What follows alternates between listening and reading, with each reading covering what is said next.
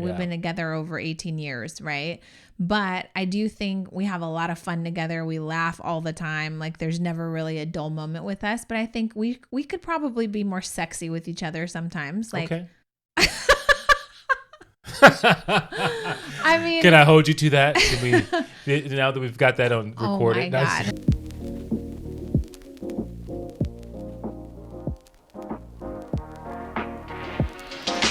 Hey guys, welcome back to the Push Podcast. I'm Janelle Copeland. And I'm Edward Copeland. Yeah, that works, right? Okay. So we have a new setup on the Push Podcast. Cariza, our videographer and editor, came all the way from Canada. We attended VidCon, which was really cool. And she decided to come in our office and mess shit up. So yeah, we are like we have a new setup. You can see it if you're listening. You can see it on YouTube, but we're missing a sign and we're waiting on that to come. So I'm really triggered by the fact that this wall is very empty. Wall. But you know what? But you know, we fill the room. We fill this room with love. So much love and energy and all kinds of and things excitement. that just makes you so damn excited, right? That's right. So there are several angles. There's an angle. Well, there's 3 different angles now, and I'm just curious to see where you're going to be looking. I'm looking at the most beautiful thing in the room. Oh God, that's what I'm talking about. Okay, well, make sure you have good posture because this is now getting us from the side. I do, but I'm talking. Oh, okay. Okay, that's how you're gonna sit. Now I'm gonna sit like a newscaster. Now. Well, I'm supposed to mirror you. Just kidding. Just kidding. So if you haven't watched the Push Podcast, you could definitely watch the Push YouTube. Podcast on YouTube. Right. And you can see all the funny things that we're doing right now. But also, here's just a random thing. Coming back from VidCon, I realized like a long time ago, we should have started a family channel on TikTok. We're going to start there. It's called We Are the Copelands. Boom. And it's not so much about the kids. It's really about us. It's about us about to be empty nesters, but we're still parents. It's about us. And our relationship and marriage and cleaning the house and hustling businesses. And so we are the Copelands. Do you want to be the Copelands with me? Let's do it. High five. If you're watching, if you're not watching the Push Podcast, I just gave my wife a high five. I'm sure they heard. Anyways, okay, here's my kind of what in the world. It's a question. I have 2. All right. Okay, so let's start with number 1. You ready? I love questions. Okay. Yes. Number 1. Okay. What's your favorite car? Like a dream car? It doesn't matter. Money doesn't matter. Well, G-Wagon. Go. Okay. So you're going to get a G-Wagon. What color is your G-Wagon? I'll wait until they come out with some type of hybrid or electric G-Wagon. They have it. It's officially here, and you get your G-Wagon. Yeah, sign me up. Okay. How much is a car payment on a G-Wagon? $3,500. Actually not. It's going to be a lot more than that. So like, let's say that it's $5,000. You can afford it. It's a stretch, but whatever. $5,000. It's your dream car. What color is it? Ooh, I like those kind of matte colors. Okay. So like a gray matte black. Matte black. Yeah. Okay. Yeah. So you go to sign the paperwork. You're excited. $5,000 is a stretch. Like your wife's like, do you really need this car? Have you been that good? I have to take a lunch now. You got to take a lunch. Like, you know. Could you imagine? Okay. Like, so listen. Okay. $5,000. You're okay with it, but it's a stretch. Got it. The guy comes to you and says, I want to offer you the opportunity to save on your car payment. Okay. Okay. So it takes you out in the Mercedes dealership. Okay. He's like, we have this car and you got to compromise on the color. Okay. But it's exactly what you want. As a matter of fact, it has more features than the G-Wagon that you picked out. The catch is the car is neon green. It's like a lime neon green. Okay. Would you take it? What features are we talking about? It has all the features. It's actually 100% electric. Everything that you wanted in your matte black G-Wagon. Mm-hmm. And here's the thing. I'll offer it to you for $4,000 a month. So you get to save dream car, but you got to take it in neon green. Grab that Post-it right there behind you. No, the one behind it right there. To the right, right there. So this is the color of your G-Wagon. Okay. It's neon green for those watching. Yeah. Are you going to take it? You save $1,000 a month on your car payment. You just got to drive around in a neon green G-Wagon. Yeah. if I get more features than I was getting, I would say yes, because it'll probably be a $12,000 paint job to get it to the paint. No, you can't paint it. Oh. You can't paint it. You can't try to get around my question. Oh. You're either going to save. Those rules. Yeah. Okay. You're either going to save $1,000 and get the neon green highlighter. If I'm already going to spend that kind of money on a car, okay, I am not going to get a neon green car of a dream car that I want. All right. I wonder what everybody else would do. Like, would you save? Then they said, okay, fine. Here's the thing. This G-Wagon, this neon green one, we're going to give it to you for $3,500. You could save $1,500 a month. That's a house payment. Part of the car, like it being your dream car, is that it looks the way you want it to look. Right. I don't want to look like I can actually like highlight your writing on a piece of paper. I don't want to look like a driving highlighter. So this is my question. When I see a neon green car driving down the street, I always ask myself, how much of a discount do you think they got to take that car? Because nobody wakes up and says, my dream car is neon green. Right. Right? Never. So I always ask myself, like, what discount would be warranted? Like, let's say it's a little Scion. You know, you buy your kid a Scion. If I'm buying my 16-year-old kid a car, you don't really get to say so. And if at the last minute, you're going to get a black one, at the last minute, they say, hey, we're going to save you $500 if you take the neon green, no problem, sign on the dotted line. That little girl gets a neon green, right? Yeah. So I'm having ice cream with Jasmine. We're sitting there kind of people watching. She wants a Tesla really bad. Yeah. Like I said, is that your dream car? She's like, absolutely. I said, what color? She's like, black. I said, how much money would they have to make your car payment? And she was like, no, it doesn't matter. I go, think about it though. You're like a college kid. You work hard for your money and you're going to sign up to spend $800 a month on a car payment. Mm-hmm. If they said, Jasmine, we'll make your car payment $500 and you could save $300. She goes, she got all stressed out. She was like, I don't want that option. I go, but it would be irresponsible of you to not save the money, right? And she's like, I don't want to think about it. Like, it was stressing her out. I go, fine. They're going to make your car payment $400. Like, they're going to cut your car payment in half if you take the neon green Tesla. And she goes, I can't do it. And now I don't even want a car. Yeah. So she's going to leave without a car. So I asked Cariza, our videographer, the same thing. And she said, I would wake up every morning and look, hers was a G-Wagon. She said, I would wake up every morning and see my lime green G-Wagon in my driveway and I would be upset. And she said, I'd say, why the hell am I paying for that piece of crap car? So that's my what in the world is like, who actually says I want a lime green neon vehicle? But I don't think they say that like on their own accord. I think they actually get like some sort of discount. Same thing with a yellow car. Let me ask you this then. Okay. Your dream car, what is it? I'm going to say I'm going to go with the Range Rover because you said G-Wagon. Okay. Fully Range loaded. Rover. Fully loaded, everything, paint, everything you want, all the things. Yeah, I feel like I should say like a Bentley or a Lamborghini, but whatever. Right. Okay. Everything you want, but there's a catch. Okay. They said you only get 3 wheels. You know, our dealership, we really, really like to support good causes. Okay. And one pink, of the things, no problem. No, one of breast the things, cancer pink. One of the things is you got to put a bumper sticker on your car. I'm not doing it. I am anti bumper sticker. But we'll knock off. Nope. Not doing it. Nope. Off your I am damn sure not driving a really nice, expensive car, putting a bumper sticker on it. No, you didn't even like. I don't care. You don't even know what color. I'm not the mom that's like, hey, my honor roll student, don't give a shit. Don't give a shit.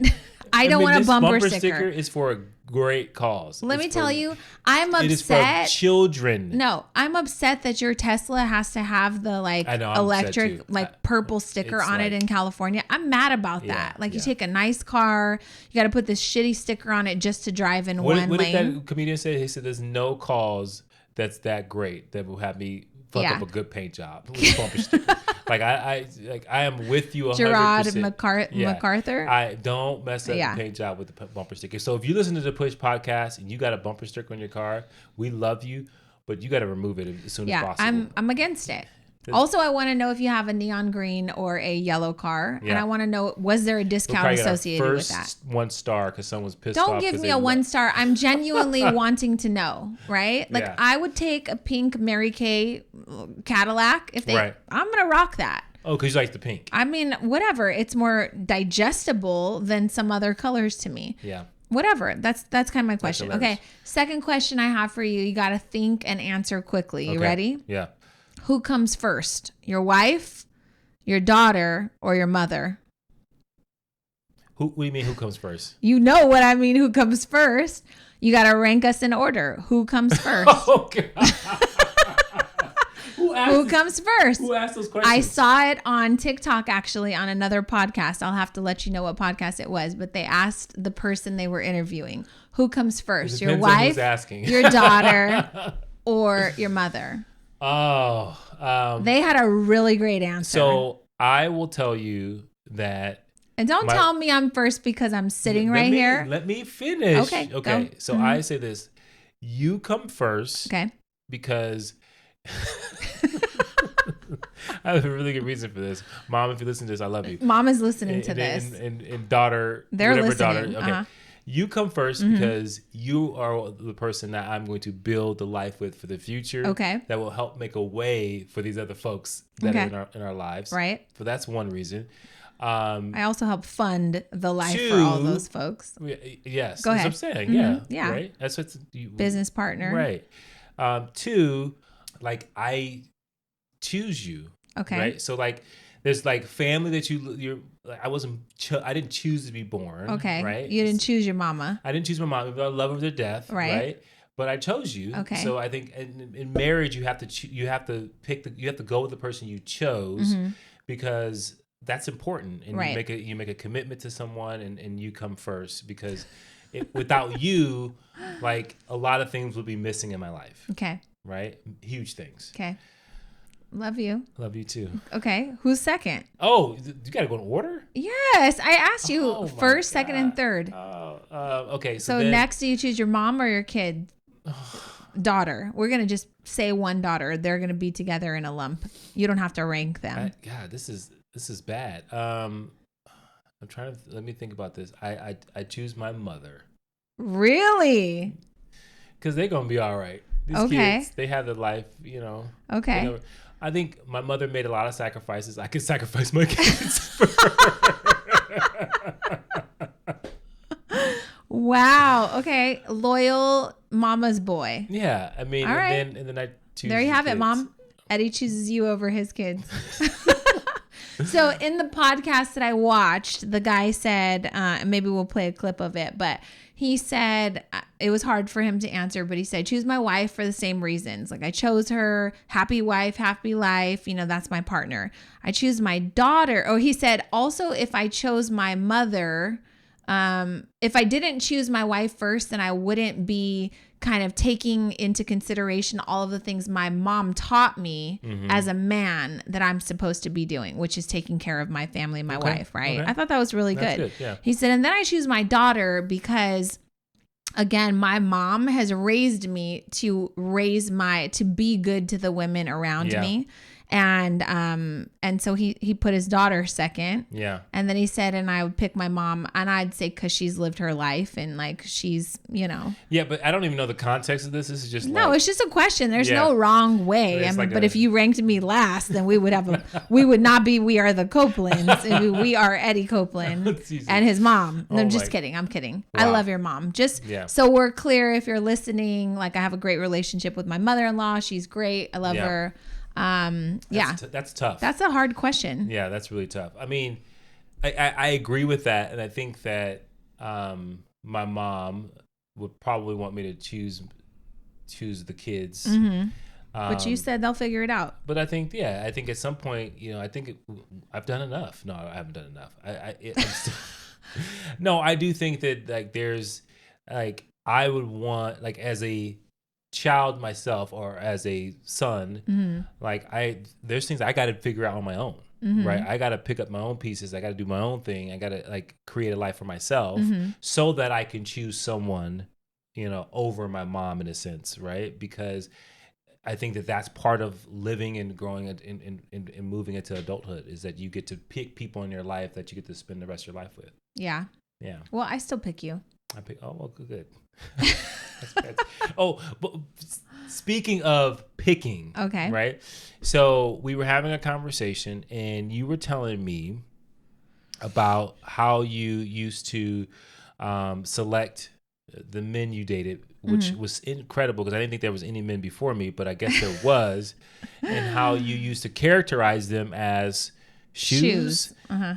Which I don't know if men feel good about that. Well, they probably don't, but that's okay. Demeaning, but tell me more about this. So, like, in the spirit of, like, this episode comes out on the day after 4th of July. So, in the spirit of independence, right? And so, you being an independent woman and going through life and shaping who you are and the relationships that you interact with, and how you kind of describe them or how I got to them. you. How'd you get to me? Okay. Right. And so tell us a little bit about this shoe. Well, let me give some context first because this is going to be triggering for some people. We have 3 Mostly daughters. Men. It'll be triggering for guys, but you guys say a lot of things about women. So whatever, I don't feel bad about it. So we have 3 daughters that are at the age where, you know, they're dating, they're experiencing life and all that relationships and partners have to offer. And the question is like, how much as a mom or a dad do you influence their decisions when it comes to dating? And I feel like I have tried to impart things along the way that would make them independent, that would give them a voice, that would give them the opportunity to know that they also get to choose. They also can have a say so. Like, you don't have to sit around and wait for someone to come try to talk to you or come holla at you, right? And so, yeah, I have a funny story, but I don't know if she'd be okay with me sharing it. But anyways, so we have 3 daughters, and I find myself having these conversations a lot lately because they're older, they're in college, and it's an exciting time. I don't know that it's easy for you to have those conversations, but right now we're talking about things that are important to women. We're talking about Roe versus Wade and abortion, and like everyone runs their own household the way that they do and they have their own beliefs. But as a mom, I want to empower my girls to understand like how things impact them and mostly for independence, right? Right. Okay, so then today I start breaking down this whole conversation with my kids in front of my husband. It makes you uncomfortable because, again, you thought that I never had a life before you, which I didn't. You're the love of my life. That's right. But I actually did. Okay. So one of my best friends, Jamila, we've been friends since 7th grade when we were younger and, you know, dating way before you, honey. So don't get upset. All right.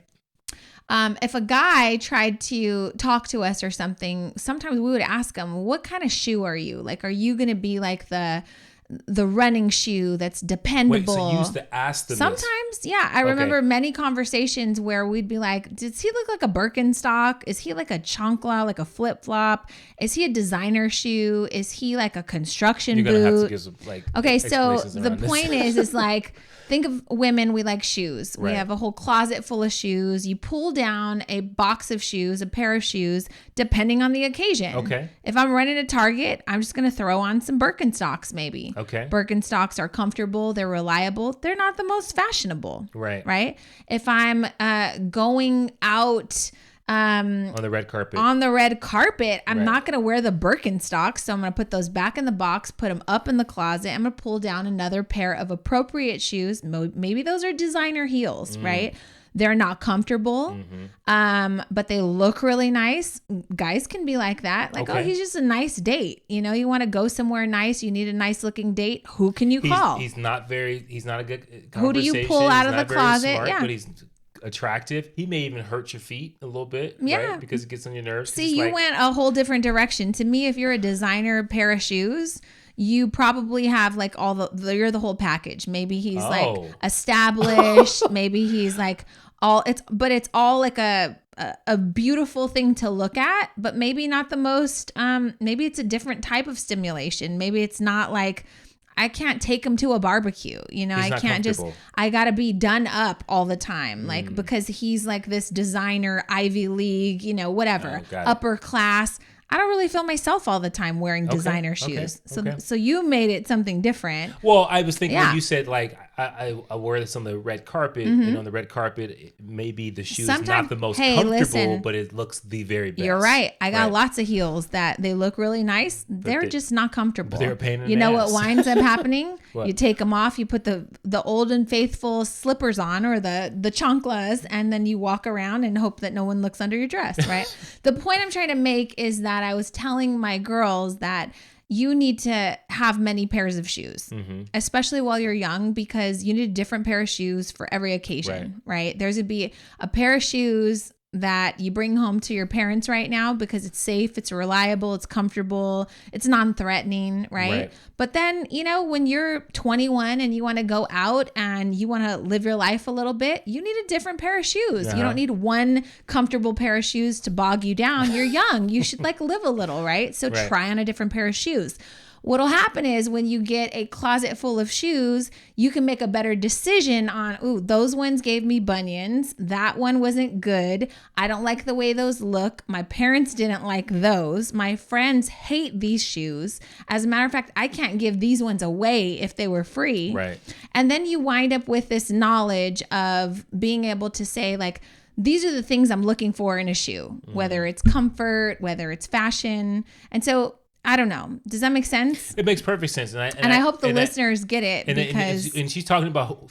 I'm talking about men. These shoes at different times, not at the same time. Yeah, no, I mean, you don't go shopping and stock up. You could, but not really. But you kind of accumulate them over the years. You know, like but in high school. Yeah, everybody has a pair of old high school shoes when they're in their 20s, and then you look at them one day, you're like, do I still need these? No, I don't. Toss them. Right. And I think what I took from that was you have to experience life. You have to go and you have to learn new people. You need to get to know different people. You need to go outside of your element. You need to sometimes wear the uncomfortable shoes because it fits the occasion. But through all that, you get to learn a little bit about your standards. You get to learn about the things that you will tolerate. You know, hey, if this particular person or shoe makes me feel this way, this is not how I want to feel. Right. Or this is put it back in the box. Right. And I want someone I can take to the barbecue. I want someone that also has the versatility to go to a runway show or a red carpet event. And I think that's all very, very important, especially when you're raising young women to build a certain level of confidence within themselves and love for themselves, so that no matter who they're dating, they have a certain level of self-esteem to say, this is what I'll tolerate. This is what I'm asking for. This is what my spoken expectations are. And I'm okay with living it through that. And if you don't, that's cool, because I love myself and I can just be by myself if I need to. So I want to be very clear. I'm not telling my daughters to go and like date a bunch of people, right? But I am saying, like, you don't want to look back one day and say, God, I robbed myself of experiences, right? And that could mean like you go to dinner or coffee with someone, and that's a date. That's a pair of shoes that you get to say, you know what? I actually enjoyed the comfortability of these shoes. I'm going to add this to my standard list. And I feel like when you are young, you're supposed to be exploring and you're supposed to be trying on different personalities and kind of learning and kind of taking and then saying, red flag, don't really like that. And as a young woman, I think that's how you build your set of standards, right? It's also how you build your resume, your personal resume. Like, I know what I'm bringing to the table now because I have X, Y, and Z going on for me. I know that, you know, this makes someone feel included or comfortable or loved or whatever. And so this came up in conversation because I met so many people recently who they would say that I haven't really had a lot of experience. So I got with my partner when I was really young. Somehow it worked out. But looking back in hindsight, I wish I would have had more experience. Not necessarily sexual experience, but like, you know, learning how to communicate with different people, learning how to maybe be flirty, right? Like learning how to do lots of things that you don't get to experience now if you kind of just stop at number 1 or number 2. Does that make sense? No, perfect sense. So we got married when I was 27 years old. Was I 27? No, I had Jordan when I was 27, 4, 5, 6. I was 26. Yeah. So, I mean, I had tried on other shoes and I had built up a resume, which I felt like I brought quite a bit to the table. I think you would agree. And I knew what I was looking for in a pair of shoes. Right. Yes. And you happen to be like, okay, I can get rid of 10 of these shoes now because look at this nice shiny pair of shoes, pretty versatile. But also like let's stick with the shoe analogy. I was at a place in my life where I needed like a bit of like, I was over the flashiness. Like we look back at some of our pictures when we were in our early 20s, is like, I'm wearing heels in Miami walking for miles. That's stupid. That hurt. Right. So now it's like, I need a different pair of shoe for the season of life that I'm in. Does that make sense? 100%. And I think that over time, over 17 years, hopefully I have been versatile as in becoming different shoes when we needed to have different shoes. Like if you had shoelaces, I would have probably had your shoelaces retipped a couple of times. Yeah. I'll just, you get some shoelaces. You just freshen it up. I'm going to take the laces out and put it in the washing machine, and it's going to be just like new. Right. Get a little bleach. What do you call those? Mr. Clean, magic erasers. Magic eraser. Hook up the soles. Good to go. Yeah. Put some insoles in them. Yeah. And I think for those, that's good, because I think when I think about like wanting to be versatile, wanting to keep our relationship lively and the spark there, it's a good reminder to say, what kind of shoes can I transform into if I needed to, right? Or can I be the shoe that, wow, it looks like you can wear that out and you can also wear that to the gym, right? But those are things I think are super important. And I don't know if in a lot of relationships people really think about that. Yeah. If they really think about, am I being what versatile? Kind of shoe am I? Right? Am I and I know that's something I could probably still work on, being more romantic and doing all those types of things. And I think that if you think about like wanting to do that, to me, that is a really good intention. And it's also something to act on, because I think when you really think about, how do I keep my relationship alive? How do I keep it fresh? How do I keep it so that, we keep wanting each other? I think it's like looking at yourself and saying, can I transform into this shoe? Can I be something different? Can I, keep the core values, but also surprise you from time to time? Yeah, I think the surprising and like keeping the relationship fresh is like a challenge for all couples. And we've been together over 18 years, right? But I do think we have a lot of fun together. We laugh all the time. Like there's never really a dull moment with us. But I think we could probably be more sexy with each other sometimes. Like, okay. I mean, can I hold you to that? Now that we've got that on recorded? Oh my God. No, I mean, that's the thing. Like, could I put on a stiletto every now and then? Probably, but not right now because I had foot surgery. So you're going to have to take me as I am. But I think it is a really good way to kind of say like, well, where are we at in our relationship? What kind of shoe have I been to this, partner?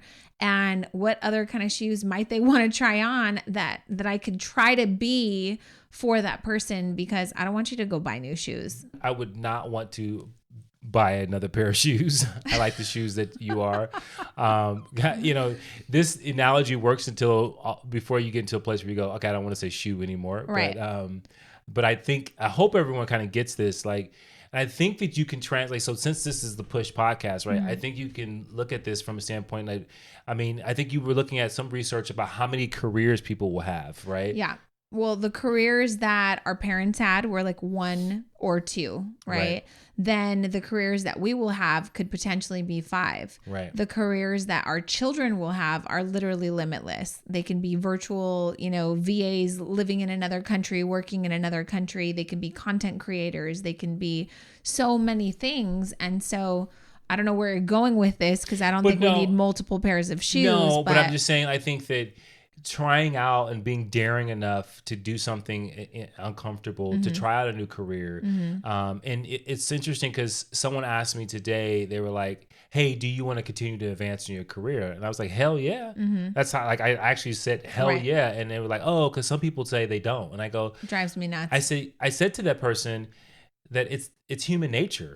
Like, you have to continue to strive for more, increase your capacity, see what you can accomplish in this life, because you only get one.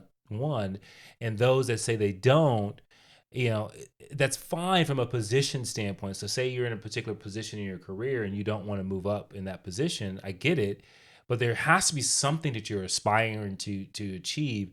Otherwise, you're going to find yourself in a rut. And then you're going to find yourself tired and fatigued and feeling like you're stuck. And I think that trying and stretching yourself in your career or whatever you're doing is super important. I think it's natural. And if you don't do that, you're going to be in a really tough situation. I agree with you. Yeah. And so, I mean, kind of, taking it back to what we're talking about, and that is relationships. Like, how many people do you think that you need to be with before you settle down with one? I think that's been something I've always kind of talked to the girls about, like my daughters. Like, I want you to explore. I don't want you to be tied down to one person, especially while you're in college, type of thing. Right. Not to say that they're not going to meet amazing people, and it's not my life, but I wanted to give them permission to understand that, like, most relationships don't work out.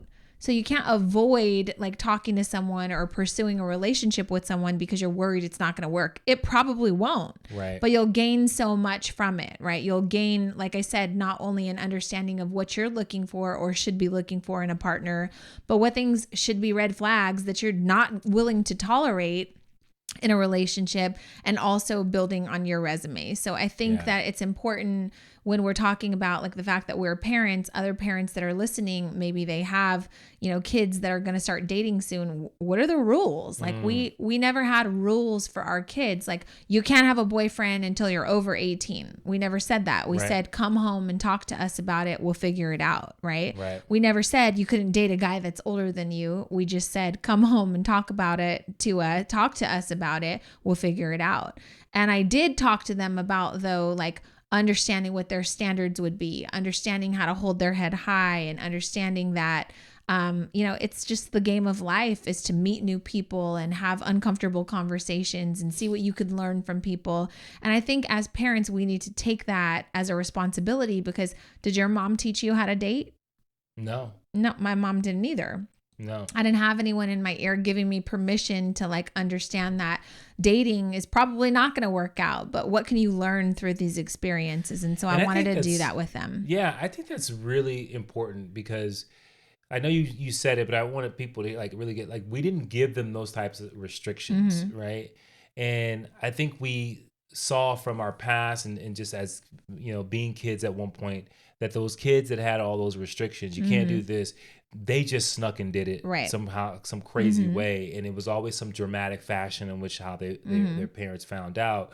But when you give a little bit of that freedom, one, I think you build a level of dignity within a person of saying, like, we're not going to try to control your life outside of this house to a certain extent. Like, we have control over you because you're our child, and we want to make sure we pay for your life. We pay for your life, but there's also a freedom for you to figure it out, right? And I think that is super powerful. And they really didn't date too much until they were like over 18 and a really good mature age. But I also think that we didn't create this taboo thing that made it really more attractive. Because for those parents out there, just know every time you put those restrictions on them, it becomes taboo. And what is taboo is something people seek. Because they're like, why is this being hidden from me? Why can't I do this?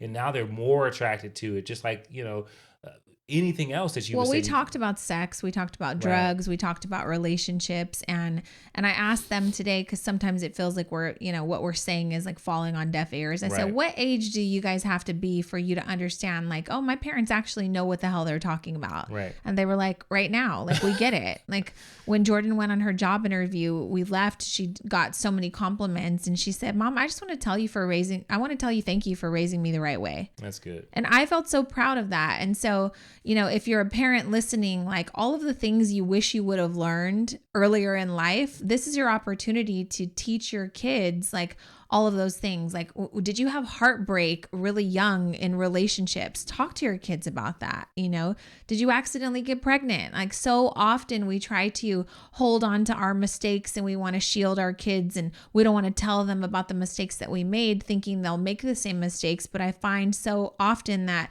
when I'm open with them and honest with them, like, hey, I screwed up with this. Here's what I learned from this. Don't do this. Or if you do, just know nobody warned me, so I want to warn you. Right. And I think that has been one of the greatest joys of being a mom, is like being able to share those things that I struggled with, so that they can struggle, but in a different way. Maybe they have a little bit of a roadmap.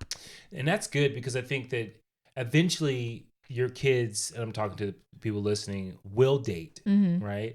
Eventually they will have relationships that move to a, I hate to say it, more a sexual, serious, serious and sexual place.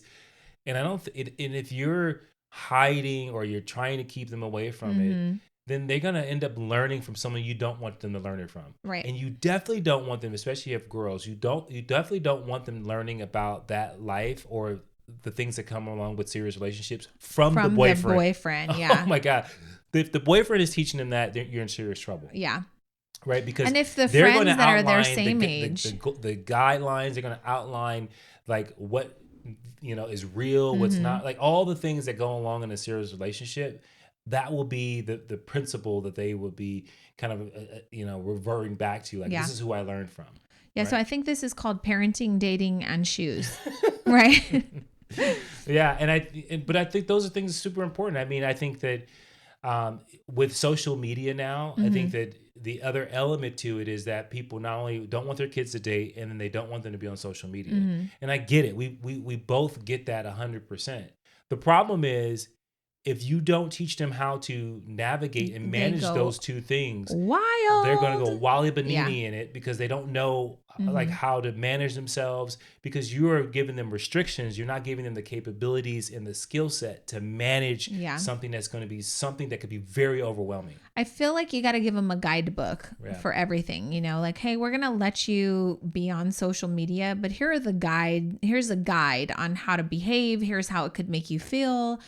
We talk to our kids like, this could make you feel like really slip into comparison. When you find yourself feeling that, it's natural, but that means you're looking at other people's lives, right? I tell the girls constantly, like, stop consuming content and focus on creating, because it just makes you feel so much better. Like, put something out. So I just want to know, like, who's given you the guidebook? And then what guidebook are you creating for the people who are, you're mentoring, whether that be your kids, your niece, your nephew, because I feel like we all could have done a little bit better with more like guidance, right? Less restrictions, more guidance. Yeah.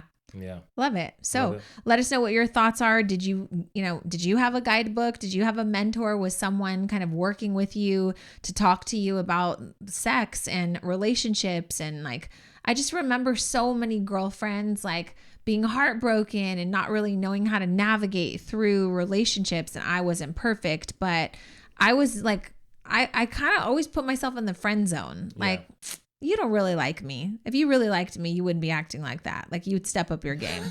Like, I did that with you. I was like, you don't really like me. Right. I remember you saying that. Right. And I said, I do. I understand. But then I would say, well, what about me do you like? Like, and then I would be very specific, right? Wonderful list of things. But I don't know where I got that from though, but it was just like, I'm going to be like the friend. I'm going to have a conversation. I'm going to push you. I don't know. I've always liked difficult conversations then, but I think I made people feel uncomfortable. I think it was interesting because you wanted to see, did I have the ability to sell you on this? Yeah. Like, I want to be sold. Did I have a profound reason why? Which I think is really legit. Like, if someone says, I just like you because I like you. Yeah, not good enough for me. Not good enough. Like, tell me why. Like, what is it? Do you know how many guys I made uncomfortable when I was like, what is it you like about me? What do you mean? Yeah. No, you rose to the occasion. Way to go. I love challenges. You are, honey. You're great. Now, you said something that's so powerful. Like, I think about myself as a young man. I learned relationships from my friends. Yeah, right? That's not good. Hearing about what they said and how they said it and what they did. How they hollered at a girl. Yeah, and so you learn those things, and then if you're in an environment at home where you're like, oh, I want to do things differently, then you try to be the opposite of that.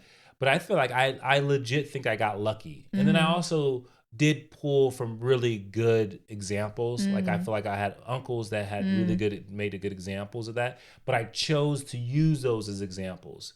So for those that have, raising men, like, I think that those are things you're talking about. Like, what does it look like to be in a relationship as a young man? How should you conduct yourself?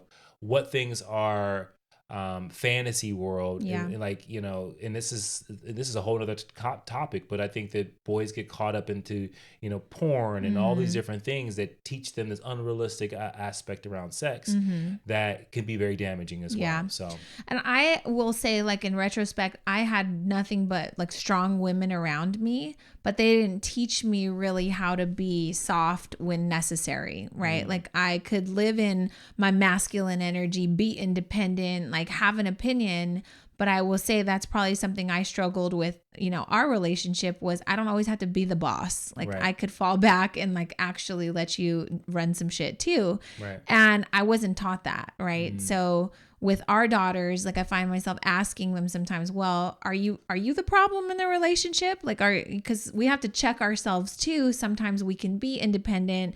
Sometimes we can be intimidating, and we need to know when to kind of pull that back sometimes too.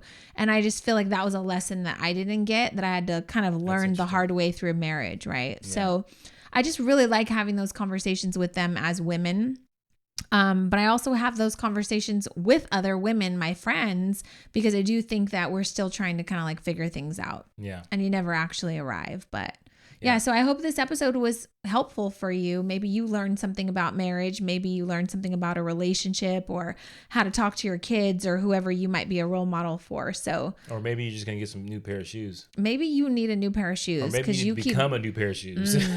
Maybe you keep going back to the old faithfuls, and you know what? Those New Balance, they ain't in season anymore. Yeah, there's no saving them. You've already put them in the washing machine too many times. Maybe they're toxic. Let them go. Yeah. And maybe you have just been wearing the same stagnant, stale pair of Crocs, and Crocs don't look great on everybody in every occasion. Right. So stop being Crocs. Like spruce it up a bit if you're in a relationship. Anyways, I hope this episode served you well. If you guys would take 2 seconds to just rate and review our podcast, and then share it with a friend. That's more important. And we will see you guys in the next episode. Push through. Bye.